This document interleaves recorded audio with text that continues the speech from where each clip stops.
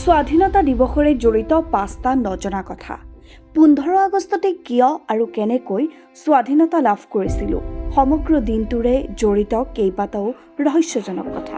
আপুনি জানেনে ১৯৪৭ চনৰ ১৫ আগষ্টত জাতিৰ পিতা মহাত্মা গান্ধী ক'ত আৰু কি কৰি আছিল?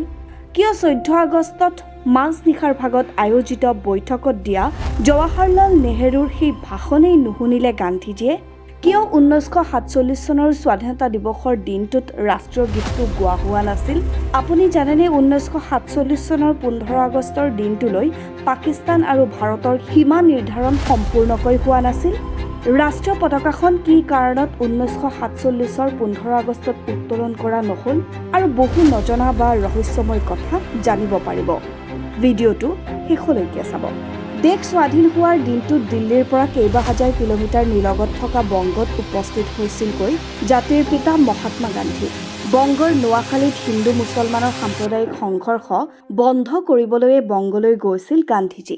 যি সময়ত সিদ্ধান্ত লৈছিল যে ১৫ আগষ্টতেই দেশে স্বাধীনতা পাব, লগে লগেই চৰ্দাৰ বল্লভভাই পেটেল আৰু জৱাহৰলাল নেহৰুৱে এখন পত্ৰ প্ৰেৰণ কৰি গান্ধীজীক মাতি পঠিয়াইছিল। কিন্তু গান্ধীজীয়ে পত্ৰখনৰ উত্তৰত কৈছিল যে কলিকতাত হিন্দু মুছলমানৰ কাজিয়া, ইজনে আনজনক মাৰিছে কাটিছে, এই সময়ত মই কেনেকৈ আনন্দ কৰিবলৈ যাব পাৰোঁ? ইয়াতে প্ৰাণ গ'লেও উপায় নাই, এই সংঘৰ্ষ শেষ কৰিহে যাম। ১৪ আগষ্টৰ মাজনিশা জৱাহৰলাল নেহৰুৰ ঐতিহাসিক ভাষণ ট্ৰিষ্ট উইথ ডেষ্টিনি চলি আছিল। তেওঁ যদিও প্ৰধানমন্ত্ৰী সেই সময়ত নাছিল, কিন্তু তেওঁৰ ভাষণ গোটেই বিশ্ববাসীয়ে মন পুতি শুনিছিল। কিন্তু আচৰিত যে সেইদিনাখন গান্ধীজীয়ে শুবলৈ গৈছিল ৯টা বজাতেই।